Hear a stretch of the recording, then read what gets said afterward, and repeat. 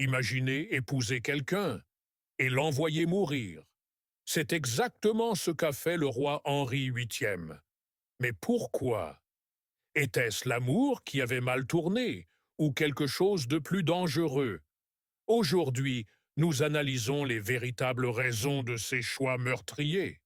Henri VIII, l'un des monarques les plus tristement célèbres de l'histoire anglaise, est surtout connu pour ses 6 mariages et pour le destin tragique de certaines de ses épouses. Sur les 6, 2 furent exécutées, Anne Boleyn et Catherine Howard. D'autres divorcèrent, moururent ou lui survécurent. La question « Pourquoi Henri VIII a-t-il tué ses épouses ?» est à la fois captivante et complexe. On ne peut pas y répondre simplement par « il était cruel » ou « elles étaient infidèles ». La réponse se trouve au croisement de l'ambition personnelle, de la pression dynastique, de la religion et de la politique de pouvoir. La nécessité d'un héritier mâle.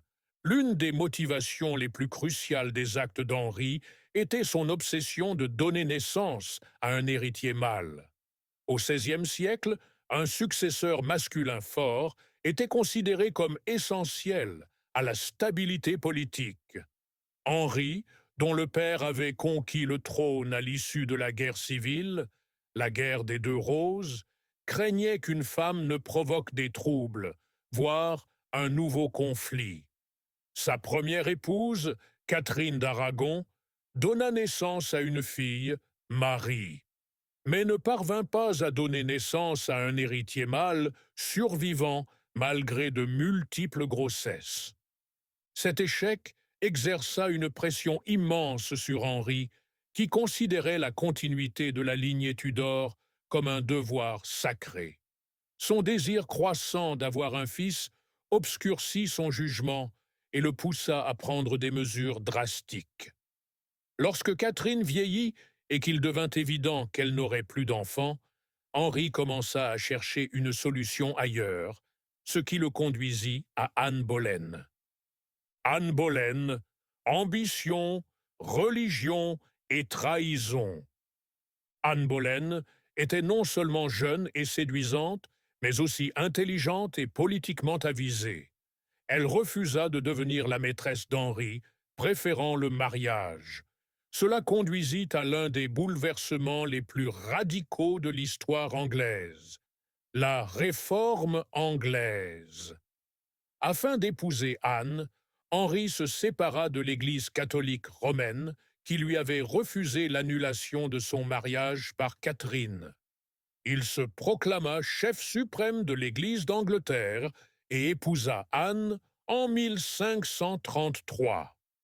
Cependant, Anne, comme Catherine, ne parvint pas à donner naissance à un héritier mâle.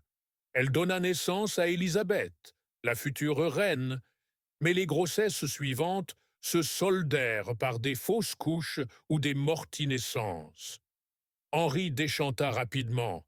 Parallèlement, Anne se fit des ennemis à la cour, avec sa langue acérée et ses opinions tranchées. Son incapacité à donner naissance à un fils, combinée aux intrigues de cour, la rendit vulnérable.